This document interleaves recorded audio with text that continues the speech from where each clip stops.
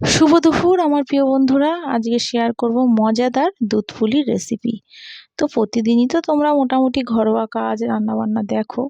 তো আজকে ভাবলাম একটা মজাদার রেসিপি শেয়ার করি, আর সেটাই হচ্ছে এটা, দুধ পুলি। আর আজ হচ্ছে তোমার মঙ্গলবার, আর এখন কিন্তু বাজে ওই 1টার মতন। ছেলে বেরিয়ে গেছে স্কুলে। তো শাশুড়িকে বললাম একটু তুমি রান্নাটা করে নাও। তো শাশুড়ি করছে ট্যাংরা মাছ, তোমাদের দাদাভাই নিয়ে এসছে। আর আমি একটু টুকটাক পরে করে নেব। তো সন্ধ্যার দিকটাই করতে পারতাম, কিন্তু ছেলে তো পরীক্ষা, তোমরা তো জানো। তো ছেলেকে পড়াতে বসাতে হয়, আর সন্ধ্যার পরে যদি করি না তো এগুলি করতে অনেকটাই সময় লাগে। তো ছেলেকে কিন্তু একদম পড়াতে পারবো না। তো সেই কারণেই তোমার ভাবলাম একটু দুপুর দুপুর করে নিই। তো ছেলে তো স্কুলে বেরিয়ে গেছে, তো এখন তোমার করে নিচ্ছি। দেখো, আগে পুরটা রেডি করে নিলাম, একটু গুড় মাখিয়ে নিয়েছিলাম, আর পুরটা রেডি করে নিয়েছি। আর দেখো এখানে হচ্ছে মাখা সন্দেশ একটু রেখেছি। আর তোমাদের দাদাভাই তো একদমই নারকেলের পুর দিয়ে পিঠে খেতেই চায় না।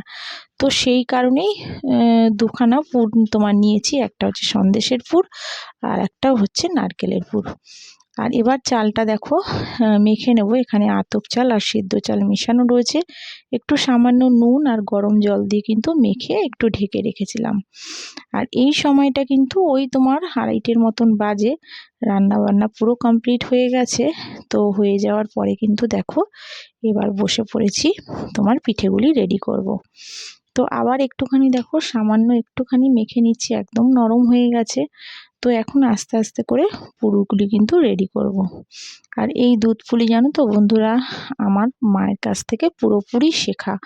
আমার শাশুড়ি কিন্তু এই পিঠে তোমার খুব একটা করতো না, মানে আমি যখন এসেছি বিয়ে হয়ে তখন এই পিঠে শাশুড়িকে কোনোদিনও করতে দেখিনি।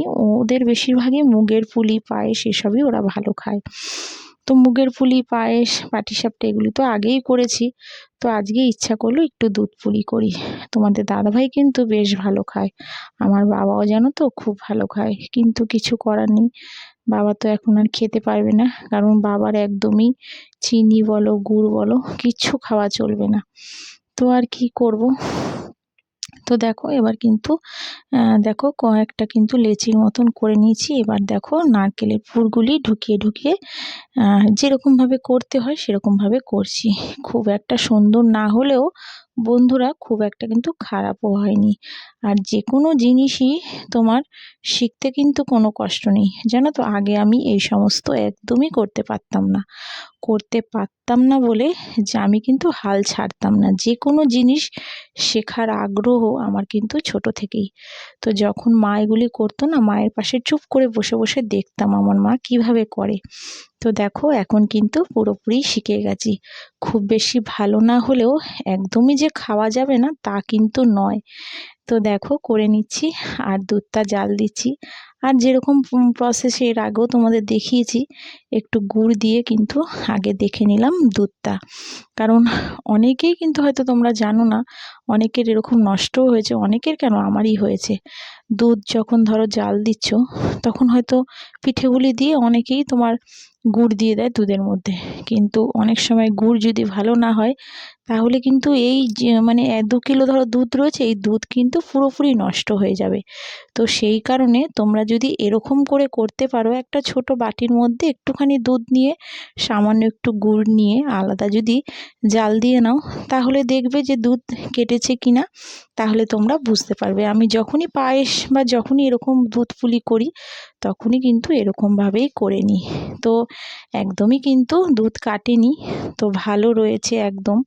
তো সেইভাবেই দেখো এবার কিন্তু দিয়ে দেব গুড়গুলি দেওয়ার পরে তোমার একটু নাড়িয়ে চাড়িয়ে তারপরে কিন্তু পিঠেগুলি দেব। আর এই পিঠেগুলি কিন্তু খেতে সত্যি খুব ভালো লাগে। আর শাশুড়ি যেন কয়েকদিন আগেও বলেছিল যে টুম্পা একটু দুধ পুলি করবে। তো শাশুড়ি আগে কিন্তু খুব একটা ভালো খেত না, কিন্তু আমি 2-3 বছর করেছি ঘরে। তো এখন শাশুড়ি বেশ ভালো খায়। তো শাশুড়িও বলেছিল কয়েকদিন আগে যে একটু করবে, তো আমি ভাবলাম যে ঠিক আছে করব। তো সেই কারণেই আরও একটুখানি করে নিলাম। তো দেখো একদম কিন্তু গুড়গুলি দেখো দিয়ে দিলাম, আর দিয়ে দেবো হচ্ছে 4-5টা তোমার এলাচ। আর এলাচের গন্ধ কিন্তু খুব ভালো লাগে। তো তেজপাতা আর দিইনি, এলাচ দেখো দিয়ে দিলাম। দিয়ে একটু নাড়িয়ে চাড়িয়ে এবার তোমার আস্তে আস্তে কিন্তু পিঠেগুলি দিয়ে দেব। আর একটু তোমার চষি করেছিলাম, তো চষিগুলি খুব একটা ভালো হয়নি, তাও কিন্তু চেষ্টা করেছি। তো চেষ্টা করতে দোষ কি বলো, পারি চাই না পারি, তো করতে তো হবেই, তাই না? তো দেখো এবার কিন্তু একটা একটা করে পিঠেগুলি কিন্তু দিয়ে দিচ্ছি। আর এতক্ষণে যেসব বন্ধুরা আমার এই ছোট্ট ব্লগটা দেখছো, ব্লগ বলবো না মানে এই রেসিপিটা দেখছো, তো যারা এখনও আমার চ্যানেলে সাবস্ক্রাইব করোনি, তো প্লিজ আমার চ্যানেলে একটা সাবস্ক্রাইব করে আমার পাশে থেকো, আমার সাথে থেকো। আর যদি তোমাদের ভালো লেগে থাকে তাহলে একটা ছোট্ট করে সুন্দর কমেন্টস করো। আর যারা সাবস্ক্রাইব করে রেখেছো তাদের তো অসংখ্য ধন্যবাদ, তার অনেক অনেক ভালোবাসা। আর দেখো চষিগুলিও কিন্তু দিয়ে দিলাম, একটু ফুটে যাওয়ার পরেই চষিগুলি দিয়েছিলাম।